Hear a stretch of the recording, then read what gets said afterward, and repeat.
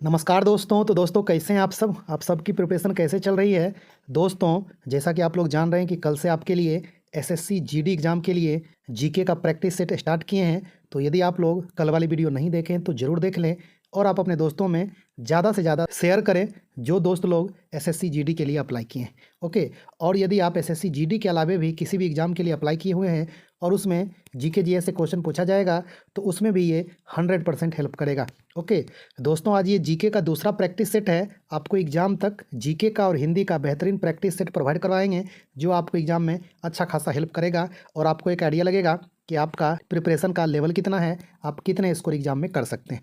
Okay तो दोस्तों चलिए ज़्यादा देर नहीं करते हुए आज हम लोग ये जीके का दूसरा प्रैक्टिस सेट बना जाते हैं। ऑल टू ऑल क्वेश्चन इसमें देख जाते हैं। आप लोग कमेंट्स करके ज़रूर बताइएगा कि आपको 20 में कितना स्कोर आया, 20 में आप कितना सही कर पाए और ये ऑल टू ऑल क्वेश्चन आपको कैसा लगा। आप कमेंट्स करके ज़रूर बताइएगा और आप अपने दोस्तों में ज़्यादा से ज़्यादा शेयर करें। ये all to all practice set बिल्कुल फ्री रहेगा। ओके तो दोस्तों चलिए देखते हैं पहला क्वेश्चन क्या कह रहा है। दोस्तों पहला क्वेश्चन क्या कह रहा है, भारत का ऐसा पहला और एकमात्र राज्य कौन सा है जिसके पास अपनी इंटरनेट सेवा है। दोस्तों आपका ऑप्शन है आंध्र प्रदेश, सिक्किम, केरल, अंतिम ऑप्शन है गोवा। तो दोस्तों जल्दी से आप लोग अपना आंसर कंफर्म करें। भारत का पहला और एकमात्र राज्य कौन सा है जिसके पास अपनी इंटरनेट सेवा है। ओके दोस्तों इसका जो सही आंसर होगा ऑप्शन सी केरल है। केरल 2023 में अपनी इंटरनेट सेवा स्टार्ट किया है और ये पहला राज्य बन गया है। उस इंटरनेट सेवा का नाम क्या है दोस्तों, KFON, Kerala fibre optic network. Okay तो आप लोग अच्छे से ध्यान में रखेंगे। दोस्तों जनरली होता क्या है कि हर एक स्टेट में कोई प्राइवेट एजेंसी जो होती है वो इंटरनेट सेवा देती है, इंटरनेट सर्विस प्रोवाइड करवाती है। ओके लेकिन केरला ऐसा एकमात्र राज्य बन गया है और पहला राज्य है जो अपनी इंटरनेट सेवा शुरू की है। कब? 2023 में। ओके तो आप अच्छे से ध्यान में रखेंगे। ये एक तरह से करंट अफेयर्स का भी क्वेश्चन है और अब ये स्टैटिक जीके टाइप का भी हो गया है। ओके तो आप लोग ध्यान में रखेंगे जो आपको हर एक एग्जाम में काम देगा। ओके दोस्तों चलिए देखते हैं क्वेश्चन नंबर 2 क्या कह रहा है। क्वेश्चन नंबर 2 क्या कह रहा है दोस्तों, हरिसेन रचित प्रयाग प्रशस्ति में किस राजा के सामरिक विजयों की उल्लेख की गई है। आपका ऑप्शन है चंद्रगुप्त मौर्य, चंद्रगुप्त प्रथम, समुद्रगुप्त, अंतिम ऑप्शन है अशोक। तो दोस्तों जल्दी से आप लोग अपना आंसर कंफर्म करें कि प्रयाग प्रशस्ति में युद्ध विजयों का वर्णन किया गया है। आप लोग जल्दी से अपना आंसर कंफर्म करें। दोस्तों इसका जो सही आंसर होगा ऑप्शन सी समुद्रगुप्त के युद्ध विजयों का वर्णन हरिसेन के प्रयाग प्रशस्ति में किया गया है। तो आप अच्छे से ध्यान में रखेंगे। एग्जाम में पूछा जाता है कि प्रयाग प्रशस्ति की रचना किसने की है, तो हरिसेन ने की है। आप इसको भी ध्यान में रखेंगे। तो दोनों तरह का क्वेश्चन एग्जाम में पूछा जाता है कि प्रयाग प्रशस्ति के रचनाकार और प्रयाग प्रशस्ति में किस राजा के युद्ध विजय यानी कि सामरिक विजयों का वर्णन है, तो समुद्रगुप्त के। ओके तो आप लोग इन सभी बातों को ध्यान में रखेंगे। चलिए दोस्तों देखते हैं क्वेश्चन नंबर 3 क्या कह रहा है। क्वेश्चन नंबर 3 क्या कह रहा है दोस्तों, विंसेंट स्मिथ ने किसे भारत का नेपोलियन की संज्ञा दिया था।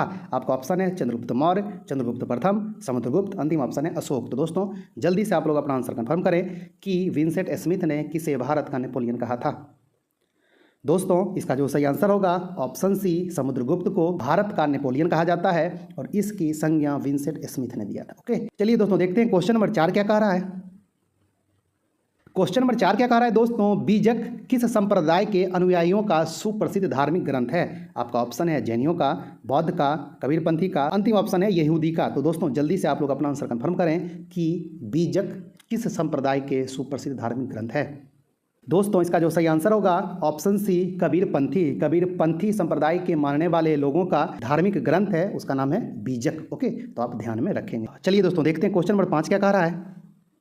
क्वेश्चन नंबर 5 क्या है दोस्तों, सेक्रेनई किस राज्य का एक महत्वपूर्ण त्यौहार है। आपका ऑप्शन है मिजोरम, आंध्र प्रदेश, असम, अंतिम ऑप्शन है नागालैंड। तो दोस्तों जल्दी से आप लोग अपना आंसर कंफर्म करें कि सेक्रेनई किस राज्य का एक महत्वपूर्ण त्यौहार है। दोस्तों इसका जो सही आंसर होगा ऑप्शन डी नागालैंड का ये एक महत्वपूर्ण त्यौहार है। तो आप अच्छे से ध्यान में रखेंगे। ओके चलिए दोस्तों देखते हैं क्वेश्चन नंबर 6 क्या कह रहा है। क्वेश्चन नंबर 6 क्या कह रहा है दोस्तों, खैर उद्दीन मस्जिद किस राज्य में स्थित है। आपका ऑप्शन है राजस्थान, हरियाणा, उत्तर प्रदेश, पंजाब। तो दोस्तों जल्दी से आप लोग अपना आंसर कंफर्म करें कि खैर उद्दीन मस्जिद किस राज्य में है। दोस्तों इसका जो सही आंसर होगा ऑप्शन डी पंजाब में है, तो आप अच्छे से ध्यान में रखेंगे। ओके, चलिए दोस्तों देखते हैं क्वेश्चन नंबर 7 क्या कह रहा है। क्वेश्चन नंबर 7 क्या कह रहा है दोस्तों, निम्नलिखित में से किसका प्रयोग भोजन के नमूने में कार्बोहाइड्रेट की उपस्थिति का परीक्षण करने के लिए किया जाता है। तो आपका ऑप्शन है आयोडीन, आर्गन, कॉपर सल्फेट, अंतिम ऑप्शन है हाइड्रोजन। तो दोस्तों जल्दी से आप लोग अपना आंसर कंफर्म करेंगे कि भोजन के नमूने में कार्बोहाइड्रेट की उपस्थिति का परीक्षण करने के लिए किसका प्रयोग किया जाता है।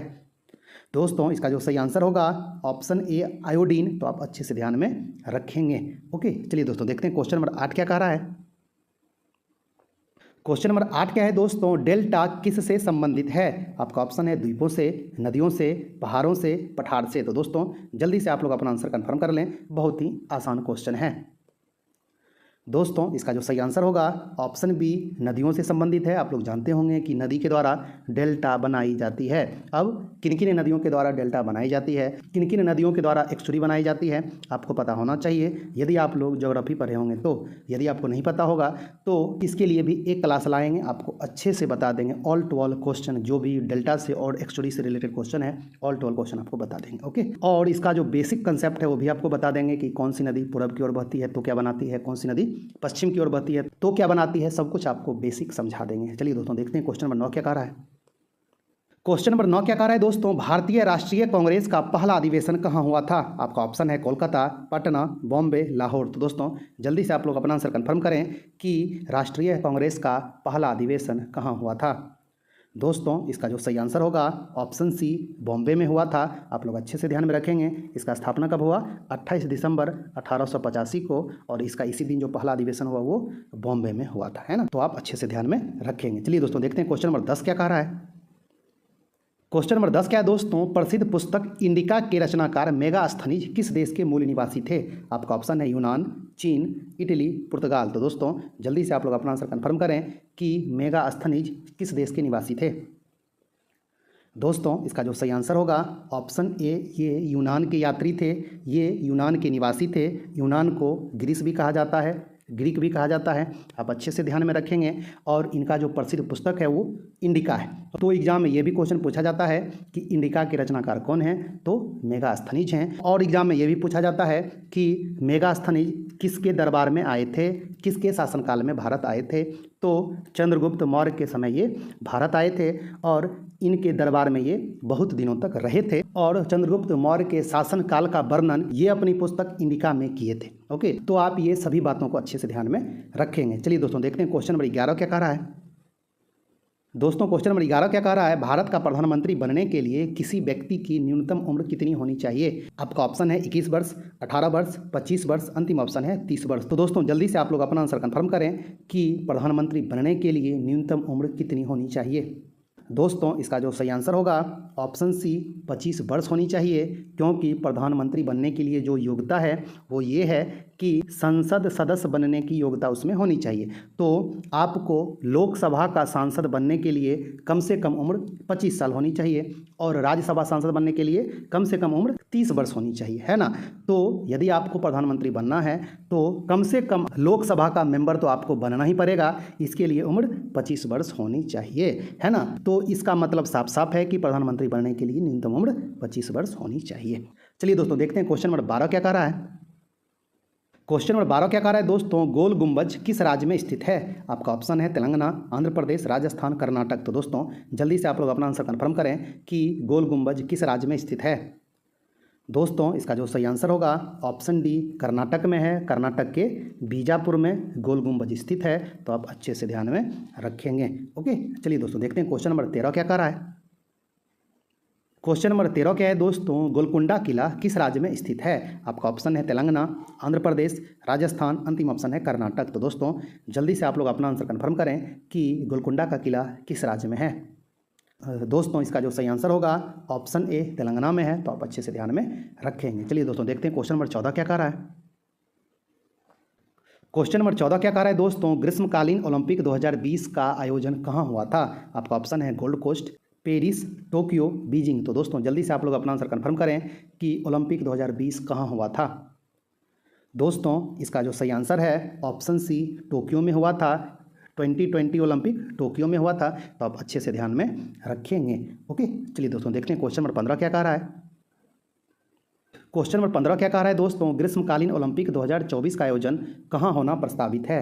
आपका ऑप्शन है gold coast, Paris, Tokyo, Beijing. तो दोस्तों जल्दी से आप लोग अपना आंसर कंफर्म करें कि इस साल ओलंपिक कहाँ होगी, जो कि जुलाई 2024 में स्टार्ट हो रहा है।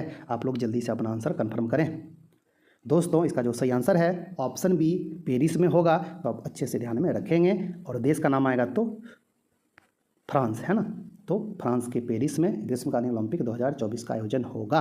चलिए दोस्तों देखते हैं क्वेश्चन नंबर 16 क्या कह रहा है। दोस्तों क्वेश्चन नंबर 16 क्या कह रहा है, भारतीय संविधान के किस अनुच्छेद में धार्मिक स्वतंत्रता के अधिकार का वर्णन किया गया है। आपका ऑप्शन है अनुच्छेद 14 से 18, अनुच्छेद 19 से 22, अनुच्छेद 25 से 28, अनुच्छेद 32। तो दोस्तों जल्दी से आप लोग अपना आंसर कंफर्म करें कि किस अनुच्छेद में धार्मिक स्वतंत्रता का अधिकार का वर्णन किया गया है। दोस्तों इसका जो सही आंसर होगा ऑप्शन सी, 25 से 28 में धार्मिक स्वतंत्रता का वर्णन किया गया है। आप अच्छे से ध्यान में रखेंगे। 14 से 18 में क्या है दोस्तों, समता का अधिकार का वर्णन किया गया है। आप इसको भी ध्यान में रखेंगे। अनुच्छेद 19 से 22 में किसका वर्णन है दोस्तों, स्वतंत्रता के अधिकार का वर्णन है। तो आप इसको भी ध्यान में रखेंगे। और अनुच्छेद 32 में क्या है दोस्तों, तो संवैधानिक उपचारों का अधिकार का वर्णन अनुच्छेद 32 में किया गया है। तो आप इन सभी बातों को अच्छे से ध्यान में रखेंगे। ओके चलिए दोस्तों देखते हैं क्वेश्चन नंबर 17 क्या कह रहा है। क्वेश्चन नंबर 17 क्या कह रहा है दोस्तों, चुनावों से संबंधित विवादों का सर्वप्रथम निपटारा किसके द्वारा किया जाता है। आपका ऑप्शन है उच्च न्यायालय, उच्चतम न्यायालय, चुनाव आयोग, अंतिम ऑप्शन है स्थानीय थाना। तो दोस्तों जल्दी से आप लोग अपना आंसर कन्फर्म करें कि चुनावों से संबंधित जब कोई विवाद होता है तो सर्वप्रथम सबसे पहले उसका निपटारा किसके द्वारा किया जाता है। दोस्तों इसका जो सही आंसर होगा ऑप्शन सी, चुनाव आयोग के द्वारा किया जाता है। यदि चुनाव से संबंधित कोई विवाद होता है तो सबसे पहले आप कंप्लेन चुनाव आयोग में कीजिए। चुनाव आयोग इसका निपटारा करेगा। यदि आप संतुष्ट नहीं हैं तो फिर आप आगे जा सकते हैं high court, supreme court. Okay तो चुनावों से संबंधित विवादों का सर्वप्रथम निपटारा जो किया जाता है वो चुनाव आयोग के द्वारा। ओके तो आप अच्छे से ध्यान में रखेंगे। चलिए दोस्तों देखते हैं क्वेश्चन नंबर 18 क्या कह रहा है। क्वेश्चन नंबर 18 क्या कह रहा है दोस्तों, जलियांवाला बाग हत्याकांड के समय भारत का वायसराय कौन था। आपका ऑप्शन है Lord Irwin, Lord Mountbatten, Lord Chelmsford, अंतिम ऑप्शन है आर डायर। तो दोस्तों जल्दी से आप लोग अपना आंसर कंफर्म करें कि जलियांवाला बाग हत्याकांड के समय भारत का वायसराय कौन था। दोस्तों इसका जो सही आंसर होगा ऑप्शन सी, लॉर्ड चेम्सफोर्ड उस समय भारत का वायसराय था। ये जलियांवाला बाग हत्याकांड कब हुआ था, तो 13 अप्रैल 1919 को हुआ था। आप लोग अच्छे से ध्यान में रखेंगे। उस समय भारत का वायसराय चेम्सफोर्ड था। और गोली चलाने का जो आदेश दिया था, यानी कि जो उस सेना का ब्रिगेडियर था वो कौन था, वो आर डायर था। आर डायर ने ही गोली चलाने का आदेश दिया था। ओके तो आप इस बात को भी ध्यान में रखेंगे। चलिए दोस्तों देखते हैं क्वेश्चन नंबर 19 क्या कह रहा है। क्वेश्चन नंबर 19 क्या कह रहा है दोस्तों, बाजरा का सबसे ज़्यादा उत्पादन किस राज्य में होती है। आपका ऑप्शन है उत्तर प्रदेश, राजस्थान, महाराष्ट्र, गुजरात। तो दोस्तों जल्दी से आप लोग अपना आंसर कन्फर्म करें कि बाजरा का सबसे ज़्यादा उत्पादन किस राज्य में होती है। दोस्तों इसका जो सही आंसर है ऑप्शन बी, राजस्थान में होती है। तो आप अच्छे से ध्यान में रखेंगे। ओके चलिए दोस्तों देखते हैं क्वेश्चन नंबर 20 क्या कह रहा है। क्वेश्चन नंबर 20 क्या कह रहा है दोस्तों, प्रसिद्ध अंबुबाची मेला किस राज्य में आयोजित की जाती है। आपका ऑप्शन है केरल, असम, ओडिशा, अंतिम ऑप्शन है राजस्थान। तो दोस्तों जल्दी से आप लोग अपना आंसर कंफर्म करें कि अंबुबाची मेला किस राज्य में लगती है। दोस्तों इसका जो सही आंसर होगा ऑप्शन बी, असम। असम के गुवाहाटी में स्थित जो कामाख्या देवी मंदिर है उसमें ये प्रसिद्ध अंबुबाची मेला लगता है। तो आप अच्छे से ध्यान में रखेंगे। ये भी एग्जाम में क्वेश्चन पूछा जाता है कि प्रसिद्ध कामाख्या देवी मंदिर कहाँ है, तो वो असम के गुवाहाटी में स्थित है। आप अच्छे से ध्यान में रखेंगे। तो दोस्तों ये टोटल 20 क्वेश्चन था। आप लोग कमेंट्स करके बताएं कि आपका कितना सही हुआ और कितना गलत हुआ, और ये प्रैक्टिस सेट आपको कैसा लगा। आप कमेंट्स करके जरूर बताएं। इसी तरह का बेहतरीन प्रैक्टिस सेट कंटिन्यू लाते रहेंगे और बीच बीच में आपको करंट अफेयर्स का क्वेश्चंस भी करवाते रहेंगे। ओके तो दोस्तों मिलते हैं एक अच्छा खासा नई वीडियो लेके। तब तक के लिए धन्यवाद, नमस्कार।